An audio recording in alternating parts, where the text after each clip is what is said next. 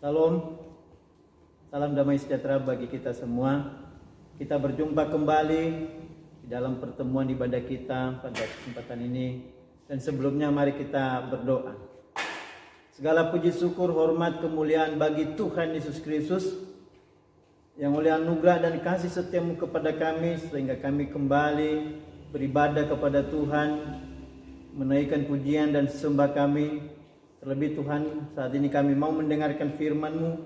Mari berbicaralah kepada kami siap mendengarkan Engkau. Dan biarlah Roh Kudus-Mu turun atas kami, supaya kami bisa mengerti dan memahami akan kebenaran firman-Mu.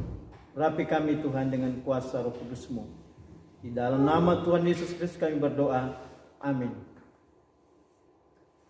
Saudara yang dikasihi Tuhan, untuk firman Tuhan kepada kita pada kesempatan ini, kita akan mempelajari masa 7 tahun sebelum kedatangan Tuhan yang kedua.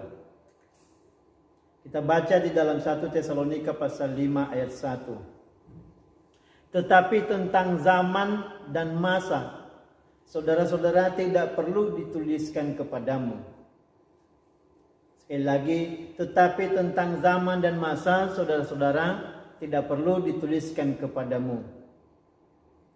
Ini pernyataan Rasul Paulus kepada jemaat di Tesalonika, dan kalau kita membaca ayat-ayat di bawahnya ini, nanti akan tertera bahwa tidak perlu dituliskan tentang zaman dan masa karena kedatangan Tuhan itu seperti pencuri.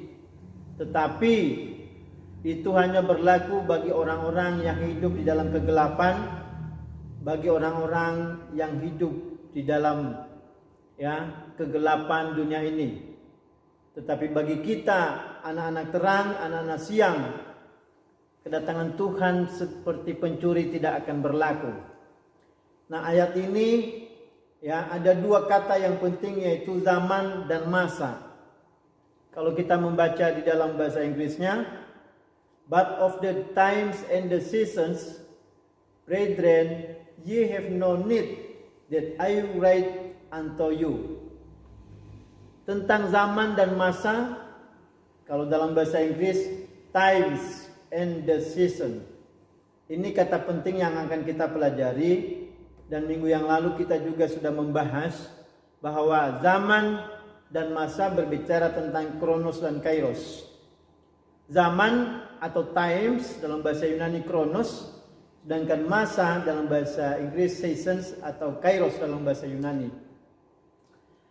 Times atau kronos artinya waktu yang panjang atau pendek. Zaman, waktu. Contoh, masa atau zaman orde lama. Masa atau zaman orde baru. Masa demokrasi, masa penuaian, masa paceklik, dan sebagainya. Itu berbicara tentang masa. Dan mohon maaf, ini tulisannya masa order, bukan order ya, tapi orde. Salah ketik ini, masa order, bukan order tapi orde. Orde lama, masa orde baru, bukan order. Ini salah ketik. Nah, saudara, dari sini kita tahu bahwa tentang masa memerlukan waktu yang panjang atau pendek. Contohnya saja masa orde lama pada pemerintahan kepemimpinan Presiden Soekarno, masa orde baru pada masa pemerintahan Presiden Soeharto. Kalau sekarang masa demokrasi. Ada istilah masa penuaian, ada istilah masa paceklik dan sebagainya. Sedangkan berbicara tentang seasons atau kairos, artinya ukuran waktu. Waktu yang pasti atau waktu yang tepat atau sesuai musim. Keadaan zaman, musim, waktu. Itu arti kata daripada season atau kairos. Contohnya, waktu menabur, waktu menanam, waktu menuai, waktu musim panas, waktu musim hujan, musim semi dan sebagainya. Itu disebut juga waktu Ada waktunya, ada waktu untuk menabur, ada waktu untuk menanam, ada waktu untuk menuai. Ya, ada musim panas, musim hujan, musim dingin, musim semi. Itu berbicara tentang kairos. Lah, di dalam 1 Tesalonika pasal 5 ayat 1 tadi, ya, di situ dikatakan bahwa tentang zaman dan masa, tentang kronos dan kairos. Nah, bagaimana tentang masa dan waktu yang dimaksud dalam Alkitab? Ini menunjukkan bahwa di dalam kehidupan kita ini juga ada masa-masanya, ada waktu-waktunya. Maka seperti tema kita berbicara tentang masa 7 tahun, ya, sebelum kedatangan Tuhan yang kedua. Yang disampaikan oleh Tuhan Yesus dalam Matius pasal 24 ayat 1 sampai 8 berbicara tentang kronos dan kairos, atau masa dan waktu. Bisa diketahui atau dipahami dengan jelas. Ya, perlu kita garis bawahi bahwa tentang masa dan waktu atau kronos dan kairos bisa dipahami dan diketahui secara jelas, dan itulah yang sudah disampaikan oleh Tuhan Yesus dalam Injil Matius pasal 24 ayat 1 sampai 28 dan juga di dalam Injil Markus pasal 13 dan juga Lukas pasal yang ke-21. Nah, kita lihat Matius pasal 24 ayat 36. Tetapi tentang hari dan saat itu tidak seorang pun yang tahu. Malaikat-malaikat di surga tidak, dan anak pun tidak, hanya Bapa sendiri. Dalam ayat ini ada 2 kata penting, yaitu tentang hari dan saat. Berbicara tentang hari dan saat seringkali menjadi perdebatan umat Allah, bahwa mereka mengatakan bahwa tentang hari dan saat tidak ada yang tahu. Ya, tentang hari dan saat jam itu tidak ada yang mengerti. Ya, sehingga kalau kita berbicara tentang kitab Wahyu sudah langsung dibantah dengan ayat ini. Ya, bahwa tentang hari dan saat tidak ada yang tahu.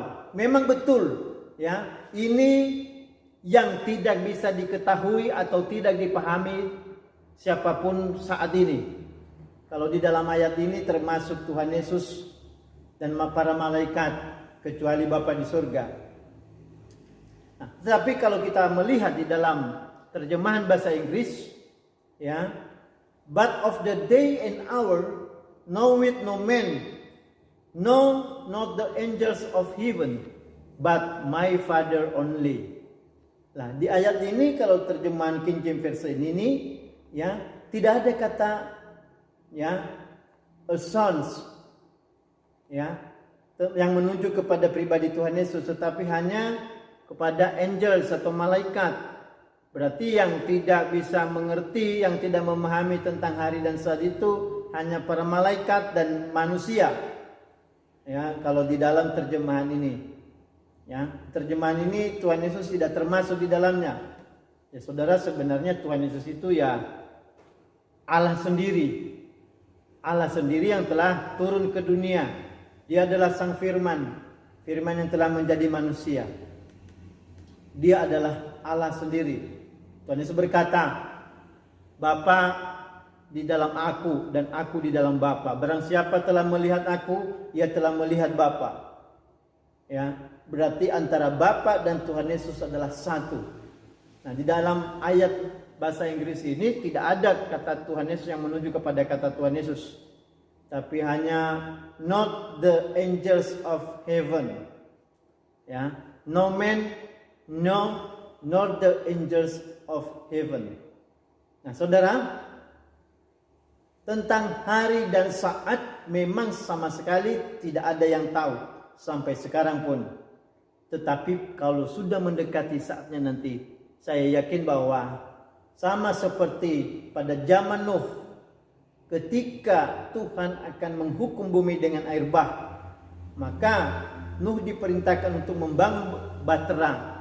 Dan ketika tiba harinya, turun hujan dan bumi akan dipenuhi dengan air bah. Tetapi 7 hari sebelum itu Tuhan telah memberitahukan kepada Nuh. Kalau kita membaca di dalam kitab Kejadian. Dan ini juga telah disinggung oleh Tuhan Yesus di dalam Matius pasal 24 ayat yang ke-37. Nah saudara, arti kata daripada hari dan jam atau saat, ya, hari atau day dalam bahasa Yunaninya hemera, artinya hari, periode waktu 24 jam, siang hari, waktu tertentu, berkaitan dengan perayaan atau sejarah. Jadi hari atau bahasa Inggrisnya hemera, bahasa Yunaninya hemera, ya bahasa Inggrisnya day, itu menunjuk kepada hari. Contohnya hari Senin, Selasa, Rabu, Kamis, Jumat, Sabtu, Minggu. Atau perayaan-perayaan, hari-hari perayaan besar seperti hari raya Waisak, hari raya Idul Fitri, hari raya Paskah dan sebagainya.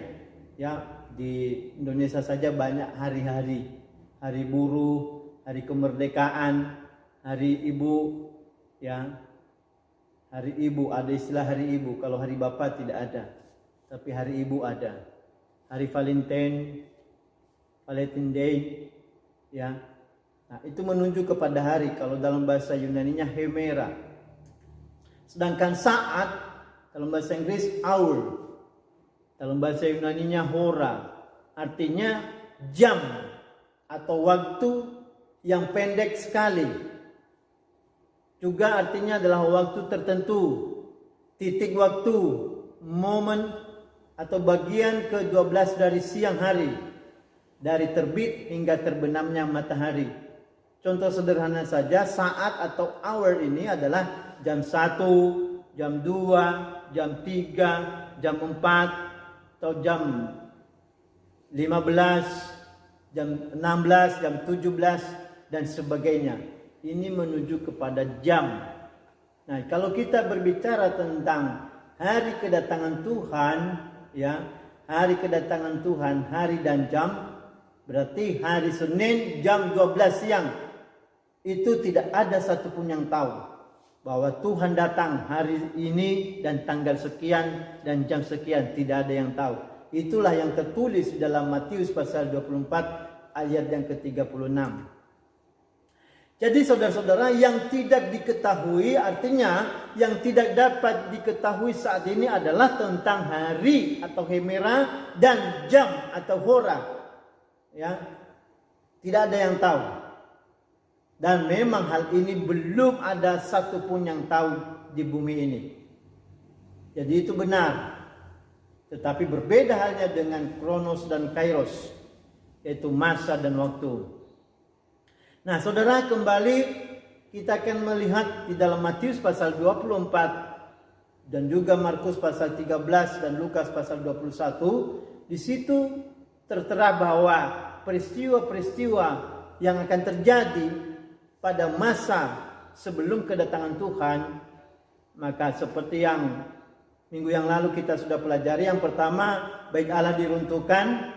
Kedua, permulaan penderitaan. Ketiga, siksaan yang berat. Keempat, kedatangan Tuhan yang kedua.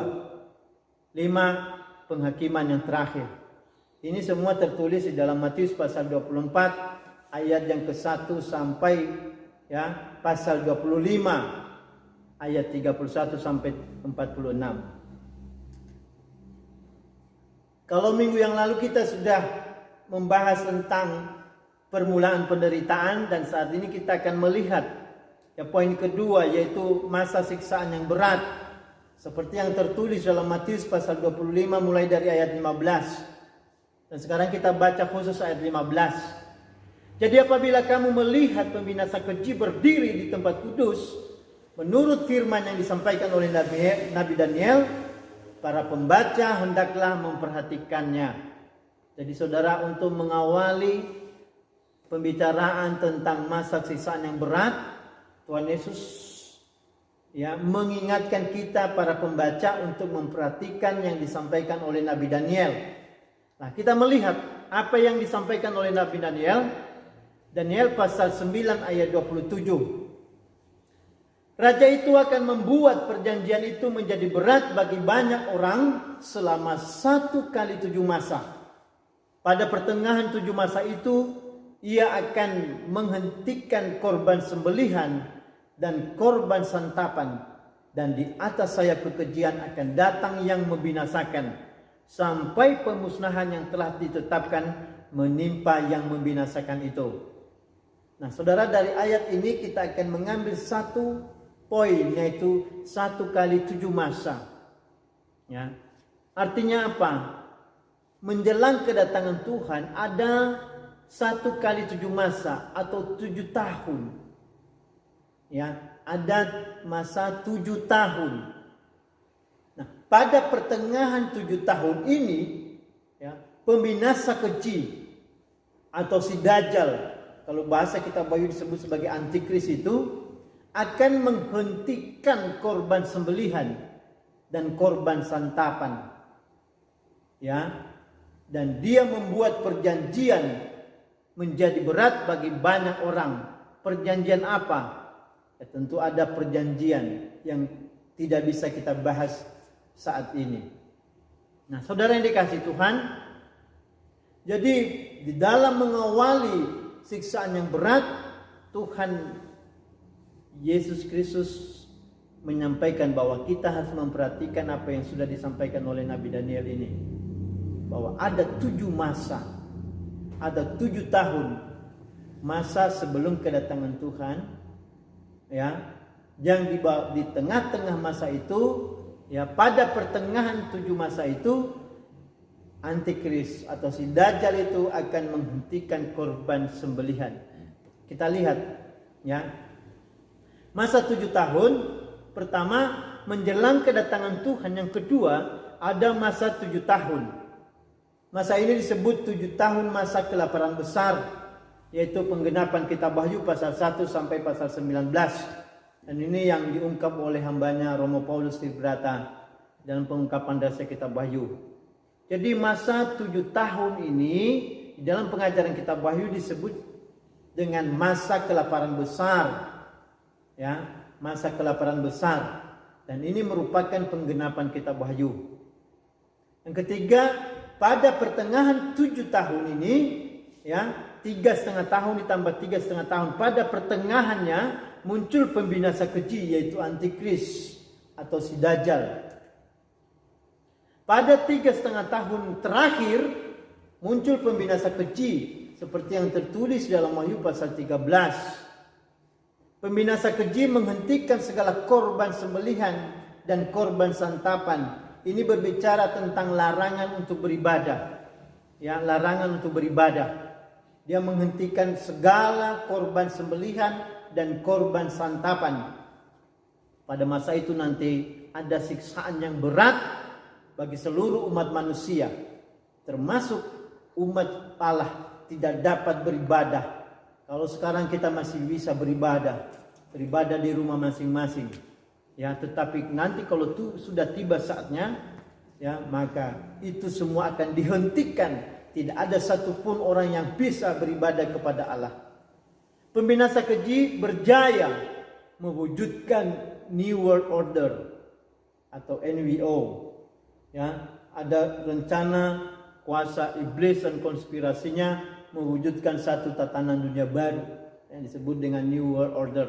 Tapi hanya bertahan 3,5 tahun. Daniel pasal 11 ayat 31, tentaranya akan muncul, mereka akan menajiskan tempat kudus. Benteng itu menghapuskan korban sehari-hari dan menegakkan kekejian yang membinasakan. Kekejaman masa antikris melarang segala kegiatan ibadah nanti pada saat itu. Saudara-saudara yang dikasihi Tuhan, ya, kalau kita masuk pada masa-masa seperti ini, kita tidak tahu bagaimana kondisi kita, apakah kita masih bisa bertahan pada iman kita, masih percaya kepada Yesus atau tidak, ya. Tetapi Tuhan sudah menubuatkan semua ini sudah 2000 tahun yang lalu supaya kita mulai mempersiapkan diri menyongsong kedatangannya yang kedua. Dan hal itu sudah dekat, sudah di depan mata kita. Nah, saudara yang dikasihi Tuhan, kita melihat dalam Daniel pasal 12 ayat 7. Lalu kudengar orang yang berpakaian kain lenas yang ada di sebelah atas air sungai itu bersumpah demi Dia yang hidup kekal, sambil mengangkat tangan kanan dan tangan kirinya ke langit, 1 masa dan 2 masa dan setengah masa. Dan setelah berakhir kuasa perusak bangsa yang kudus itu, maka segala hal ini akan digenapi. Jadi ada kata-kata 1 masa dan 2 masa dan setengah masa. Dan setelah berakhir kuasa perusak bangsa yang kudus ini, maka segala hal ini akan digenapi. Ini berbicara tentang menjelang kedatangan Tuhan yang kedua. Ada masa 1 masa, 2 masa dan setengah masa. Kalau di total 3,5 masa atau 3,5 tahun. Inilah yang disebut dengan masa antikris. Dalam pengajaran kitab Wahyu nanti kita lihat bahwa 7 tahun itu dibagi 2. Yang pertama 3,5 tahun masa peraniaya, yang kedua 3,5 tahun masa aniaya besar atau masa antikris. Ya, jadi masa berjayanya antikris itu 1 ditambah 2 ditambah setengah sama dengan 3,5 masa atau 3,5 tahun. Nah, ini kalau dalam skema kitab Wahyu, ya.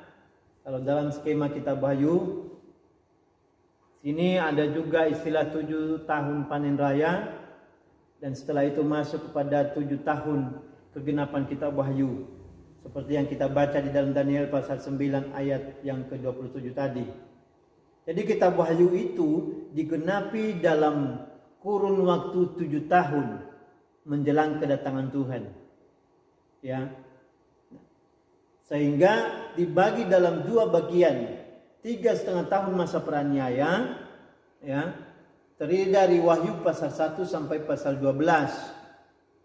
Dan yang kedua 3,5 tahun masa aniaya besar atau masa antikris, ya, yang terdiri dari Wahyu pasal 13 sampai pasal 19. Ini pengungkapan rahasia kitab Wahyu yang disampaikan oleh hambanya almarhum Romo Paulus Tribrata. Nah, saudara, untuk secara mendetail nanti tentang ini kita pelajari secara khusus pada pertemuan-pertemuan berikutnya. Nah, korelasi nubuat dari Daniel, Injil Matius dan Wahyu kita akan lihat, ya. Masa 7 tahun dibagi 2 bagian. Yang pertama permulaan penderitaan, itu 3,5 tahun. Kalau dalam bahasa kitab Wahyu 3,5 tahun masa praaniaya. Ya, itu tertulis dalam kitab Daniel pasal 9 ayat 27, pasal 12 ayat yang ke-7. Sedangkan di dalam Injil Matius, yaitu Matius pasal 24 ayat 3 sampai 14. Dalam kitab Wahyu, Wahyu pasal 1 sampai pasal 12.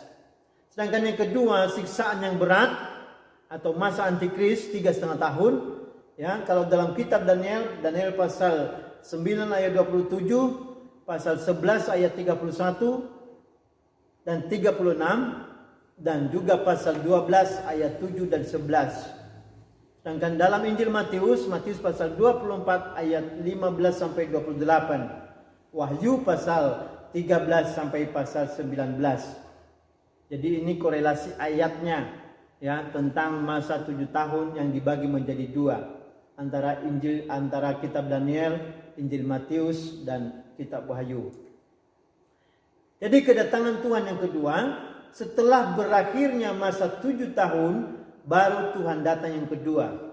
Itu tertulis juga di dalam Daniel pasal 12 ayat 7 sampai 12, Matius pasal 24 ayat 29 sampai 31, dan Wahyu pasal 19 ayat 6 sampai 21. Kita tidak bisa membaca ayat-ayat ini, saudara, nanti waktunya tidak cukup.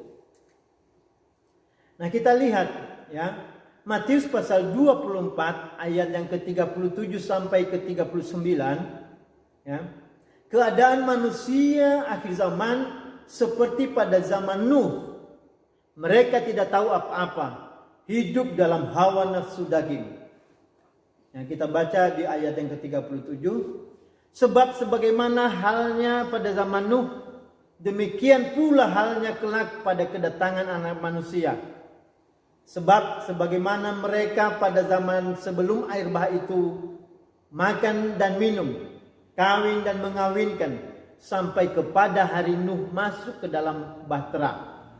Dan mereka tidak tahu akan sesuatu sebelum air bah itu datang dan melenyapkan mereka semua. Demikian pula halnya kelak pada kedatangan anak manusia. Saudara yang dikasihi Tuhan, ini pernyataan yang disampaikan oleh Tuhan Yesus Kristus, ya, di dalam Injil Matius pasal 24. Ketika Tuhan Yesus berbicara kepada murid-muridnya, sebenarnya ini hanya berbicara kepada Petrus, Yakobus dan Yohanes. Ya, hanya kepada murid khusus. Dia menyampaikan pengajaran tentang khotbah akhir zaman ini. Nah, Tuhan Yesus menjelaskan bahwa keadaan manusia pada akhir zaman, ya, sama seperti keadaan manusia pada zaman Nuh. Mereka tidak tahu apa-apa, hidup dalam hawa nafsu dagingnya. Ya, mereka hanya makan dan minum, kawin dan mengawinkan, dan tidak tahu apa-apa. Kalau sampai Tuhan Yesus menyampaikan ini, ya, maka ini harus kita perhatikan karena ini berlaku untuk akhir zaman ini menjelang kedatangannya yang kedua, bahwa jangan sampai kita bernasib seperti orang-orang pada zaman Nuh. Tidak tahu apa-apa, hanya memikirkan tentang makan minum, kawin mengawinkan, ya, hanya kepuasan nafsu daging saja yang dipikirkan, sehingga tidak mengerti apa-apa, tidak mengerti tentang masa dan waktu. Ketika Tuhan berbicara kepada Nuh bahwa Tuhan akan menghukum bumi dengan air bah. Nah, saudara-saudara yang dikasihi Tuhan, saya yakin pada masa itu Nuh juga menyampaikan kepada umat Tuhan atau kepada umat manusia pada masa itu. Tetapi mungkin mereka tidak percaya dan tidak memperhatikannya. Ya, sehingga ketika Nuh diperintahkan untuk membangun bahtera di atas gunung, mungkin orang-orang mengejek dan memfitnah dan mengolok-olok, ya, kenapa membangun bahtera di atas gunung? Seharusnya itu di pinggir pantai atau di dekat, ya, laut. Tetapi pada saat itu Nuh tetap melakukan perintah Tuhan karena sudah mendapat perintah langsung dari Tuhan bahwa bumi akan dihancurkan dengan air bah. Tapi saudara, apa yang dikasihi Tuhan, ya, orang-orang pada zaman itu malah tidak mempedulikan dan mereka tidak tahu apa-apa. Sehingga ketika tiba hari hanya, air bah itu membunuh mereka semuanya, ya, tanpa terkecuali, ya, kecuali keluarga Nuh.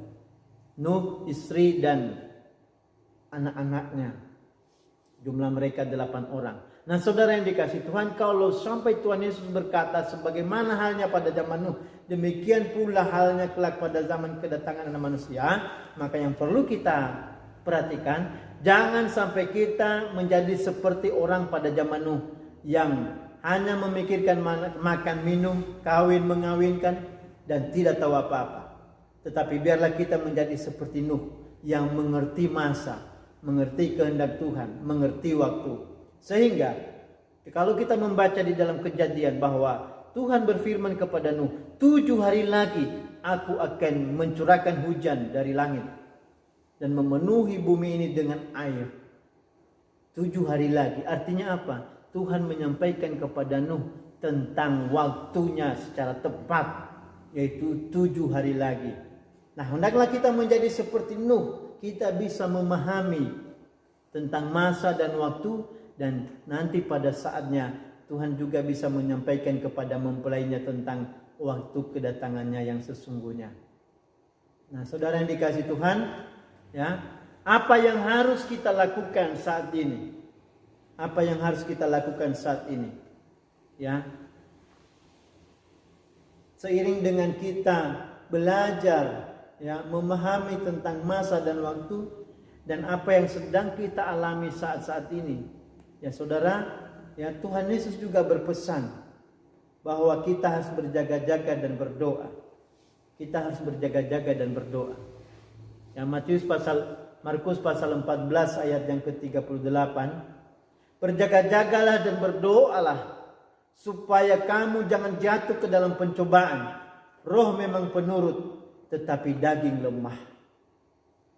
Nah, tugas kita adalah berjaga-jaga dan berdoa. Supaya apa?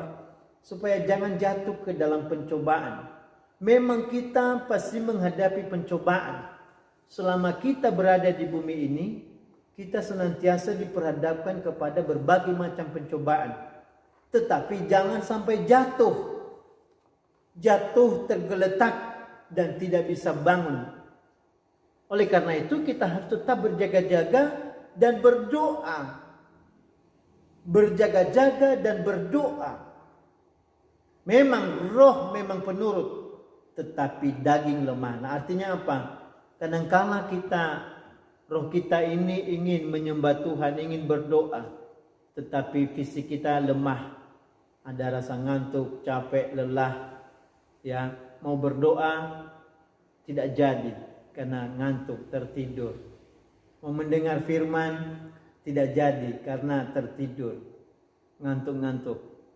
Roh memang penurut, ingin menyembah Tuhan, ingin mendengar firman, tetapi daging ini lemah, capek, lelah. Nah, saudara yang dikasihi Tuhan, bagaimana bisa berjaga-jaga kalau kita lemah? Bagaimana bisa berdoa kalau fisik ini juga sakit, lemah, ya, lelah? Oleh karena itu kita harus bisa bijaksana mengatur waktu kita. Seperti yang sudah kita pahami bahwa ya seperti yang sudah juga tertulis dalam Lukas pasal yang ke-21 ayat 36. Tuhan Yesus berkata, berjaga-jagalah dan berdoa ya supaya kamu dapat memperoleh kekuatan untuk luput dari segala peristiwa yang akan terjadi dan supaya kamu tetap bertahan di hadapan Anak Manusia. Nah, saudara yang dikasihi Tuhan, berjaga-jaga dan berdoa ini merupakan kewajiban yang harus kita laksanakan supaya kita bisa tetap kuat menghadapi setiap persoalan. Ya, terlebih persoalan-persoalan di dalam nikah dan rumah tangga kita, persoalan ekonomi, persoalan tentang anak-anak, dan saat-saat ini kita sedang menghadapi persoalan pandemi virus corona. Nah, kalau saudara masih ada peristiwa yang akan terjadi lagi ke depan, apakah kita sudah siap menghadapi semua itu? Ya. Kalau akan terjadi nanti hal-hal yang mengejutkan, bahkan tanda-tanda yang dahsyat dari langit, meteor jatuh dari langit menimpa bumi, terjadi gempa bumi, ya, gunung-gunung bergeser, atau segala macam musibah melanda bumi kita ini. Apakah kita sudah siap? Apakah kita tidak menjadi lemah? Oleh karena itu Tuhan tahu bahwa hal itu akan kita hadapi di masa-masa akhir zaman ini. Maka untuk mendapatkan kekuatan luput dari semua itu, maka kita harus berjaga-jaga dan berdoa. Maka berdoa dan menyembah Tuhan itu harus menjadi pakaian kita. Artinya setiap hari kita harus berdoa dan menyembah Tuhan. Bangun mezbah dupa di rumah masing-masing. Berdoalah seperti pesan Tuhan Yesus kepada murid-muridnya. Apakah engkau tidak sanggup berjaga-jaga 1 jam saja untuk aku? Nah, itu disampaikan oleh Tuhan Yesus ketika mau menghadapi proses salib. Sesaat sebelum ditangkap oleh imam-imam. Ya, dan termasuk muridnya yaitu Yudas Iskariot. Dia berdoa di Taman Getsemani bersama dengan murid-muridnya. Ya. Sampai merasakan ketakutan yang luar biasa. Kalau kita membaca dalam Injil bahwa keringatnya berubah menjadi bintik-bintik darah. Itu karena kegelisahan, ketakutan di dalam menghadapi proses salib. Dan yang dilakukan Tuhan Yesus untuk kuat menghadapi proses salib itu adalah berdoa di Taman Getsemani 3 jam. 1 jam pertama, dilanjutkan lagi 1 jam kedua, dilanjutkan lagi 1 jam yang ketiga. sehingga total 3 jam. Nah saudara yang dikasih Tuhan, sehingga setelah Tuhan Yesus berdoa, saat itulah dia ditangkap oleh Yudas Iskariot bersama para tentara Romawi. Sehingga Tuhan Yesus sudah siap menghadapi semuanya itu sampai dia rela mati di atas kayu salib. Saudara yang dikasih Tuhan, untuk menghadapi segala peristiwa yang akan melanda bumi kita ini, maka kita harus berjaga-jaga dan berdoa. Jadikanlah doa, sembah, sanjung, puja itu menjadi pakaian kita. Kalau kita tidak berpakaian, maka kita kelihatan telanjang. Kalau kita tidak berdoa, maka kita kelihatan telanjang, akan dipermalukan, akan jatuh ke dalam berbagai-bagai pencobaan. Yang kedua, ya, bersukacitalah di dalam pengharapan. Sekalipun banyak proses yang kita hadapi, tetapi bersukacitalah dalam pengharapan. Sabarlah dalam kesesakan dan bertekunlah dalam doa. Seperti dalam Roma pasal 12 ayat 12. Kita memiliki pengharapan bahwa kita telah ditebus oleh kuasa darah anak domba Allah.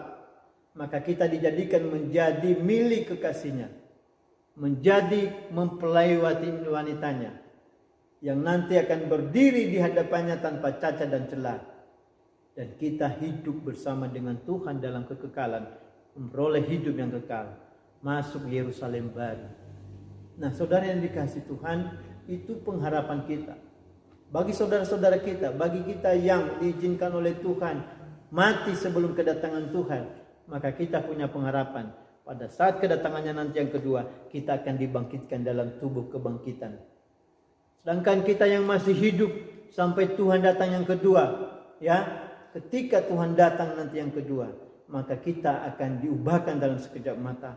Seperti yang tertulis dalam 1 Korintus pasal 15 ayat 50, 51, 52. Demikian juga yang tertulis dalam 1 Tesalonika pasal 4 ayat 13 sampai 18. Nah, saudara yang dikasih Tuhan, sabarlah di dalam kesesakan. Menghadapi virus corona saat ini, ya kita harus bersabar. Kapan berakhirnya virus corona? Jadilah kehendak Tuhan. Sabarlah sekalipun kita menghadapi kesesakan. Kesesakan apa? Sekarang kita merasakan kesulitan dalam hal kebutuhan makan dan minum. Karena banyak perusahaan tutup, kita tidak bisa bekerja seperti biasanya, sehingga penghasilan terbatas. Ya, seperti ODP, orang dua penghasilan. Orang dua penghasilan bahasa Jawanya itu tidak punya penghasilan. Jadi ODP disingkat menjadi orang dua penghasilan. Saudara yang dikasih Tuhan, jadi kita sekarang ini seperti ODP, tidak punya penghasilan, ya. Nah, itu bahasa Jawa itu, orang dua penghasilan. Jadi orang memplesetkan kata ODP itu. Seharusnya ODP itu orang dalam pengawasan, tetapi diplesetkan menjadi orang dua penghasilan. Ya, ini merupakan kesesakan, ya. Belum lagi kebutuhan sekolah anak-anak. Yang anaknya naik kelas, yang anaknya lulus dari SD ke SMP, membutuhkan biaya besar. Dari SMP ke SMA, dari SMA ke perguruan tinggi, memerlukan biaya besar. Sementara saat ini belum ada penghasilan. Bagaimana semuanya ini nanti? Ketika nanti mereka harus melanjutkan pendidikan, uang apa yang harus kita berikan? Tidak ada penghasilan. Ini adalah kesesakan. Belum lagi yang sangat terpenting adalah kebutuhan makan minum kita sehari-hari.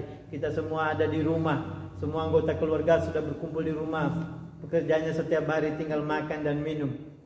Dan tidur tanpa ada kegiatan apa-apa.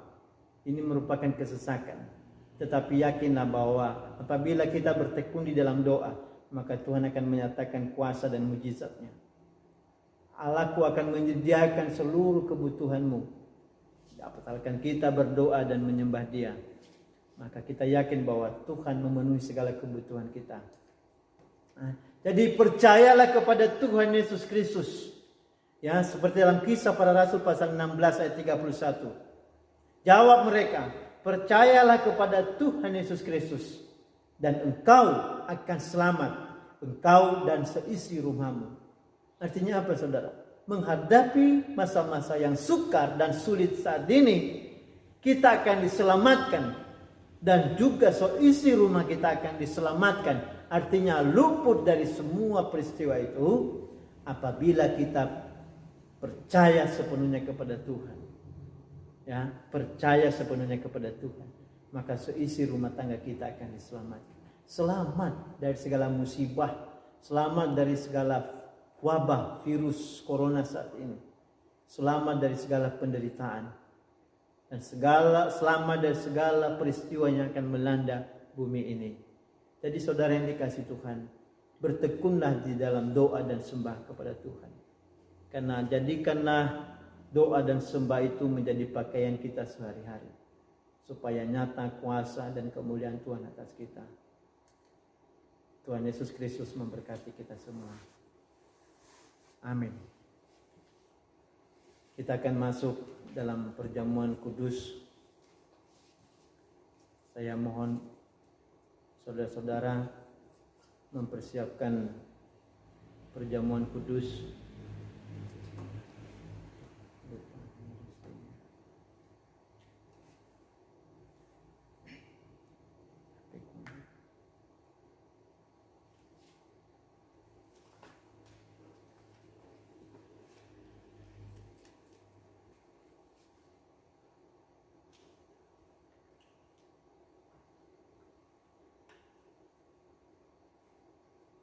Kita akan masuk dalam perjamuan kudus.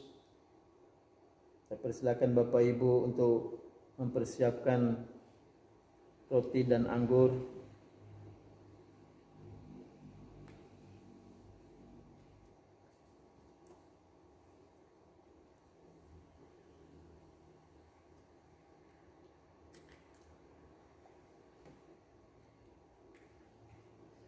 Kita akan berdoa terlebih dahulu. Terima kasih Bapa, kami telah mendengarkan renungan firman-Mu. Tuhan, kami mohon biarlah Roh Kudus-Mu semakin memberikan kami pengertian dan pemahaman yang lebih jelas lagi tentang firman-Mu ini. Karena kami memiliki keterbatasan di dalam mengerti rahasia firman-Mu, maka Roh Kudus-Mu yang akan menyingkapkan segala rahasia-rahasia tersembunyi, supaya kami menjadi orang-orang yang bijaksana, menjadi orang-orang yang mengerti tentang masa dan waktu, sama seperti Nuh yang mengerti tentang waktunya Tuhan menghukum bumi dengan air bah. Biarlah demikian juga kami mengerti masa-masa dan waktu yang akan terjadi ke depan sebelum kedatangan Tuhan yang kedua. Berilah kami kekuatan untuk luput dari segala peristiwa yang akan terjadi. Dan berikanlah kami kemampuan untuk berdoa dan menyembah dan berjaga-jaga sesuai dengan pesan Tuhan. Karena itu berkati kami saat ini, kami akan memanfaatkan tubuh dan darah-Mu. Kau memberkati roti dan anggur yang ada di tangan kami masing-masing menjadi tubuh dan darah Tuhan, yang menjadi tanda di dalam diri kami bahwa kami milik Tuhan. Kuasa-Mu turun atas kami Tuhan. Berkati roti dan anggur ini menjadi tubuh dan darah-Mu yang mengalir dalam darah kami, mengalir dalam organ-organ tubuh kami, membuat tubuh kami sehat, segar, bugar. Di dalam nama Tuhan Yesus Kristus kami berdoa dan mengucap syukur. Haleluya. Amin. Saudara, mari kita angkat tubuh Tuhan tinggi di atas kepala kita dan kita dengarkan firman Tuhan dari Injil Matius pasal 26 ayat 26 sampai yang ke-28. Kita dengarkan firman Tuhan. Dan ketika mereka sedang makan, Yesus mengambil roti, mengucap berkat, memecah-mecahkannya lalu memberikannya kepada murid-muridnya dan berkata, "Ambillah, makanlah, inilah tubuhku." Kita makan dengan percaya dalam nama Tuhan Yesus Kristus.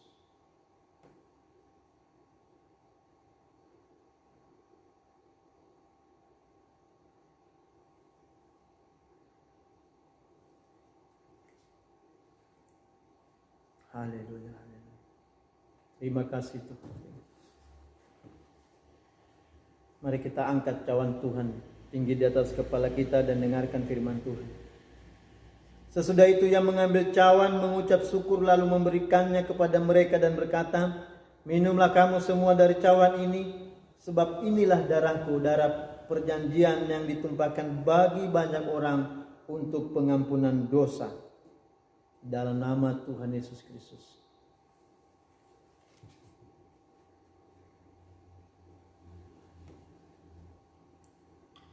Haleluya. Haleluya, haleluya. Haleluya, Yesus. Bersyukurlah kepada Tuhan. Haleluya. Terima kasih Tuhan. Terima kasih atas tubuh dan darah-Mu yang telah Engkau berikan kepada kami. Terima kasih Tuhan, terima kasih. Hamba telah selesai berbicara. Maka hamba serahkan seluruh jemaat ini ke dalam tangan-Mu. Kau yang memberkati mereka Tuhan, dimanapun mereka berada.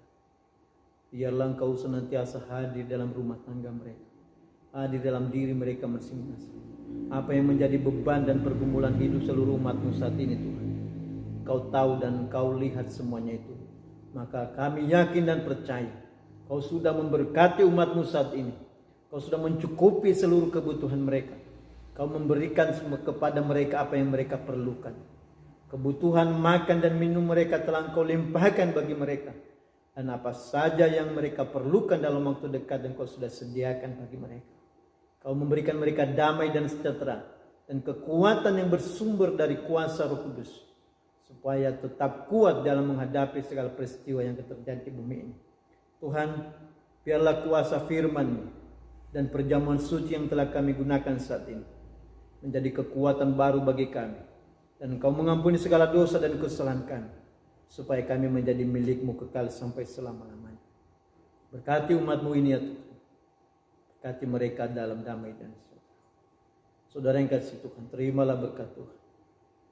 Berkat kasih setia dari Allah Bapa, damai dan sejahtera dari Tuhan Yesus Kristus, kekuatan dan kuasa dari urapan Roh Kudus turun atas kita mulai saat ini sampai Maranatha, Tuhan datang yang kedua.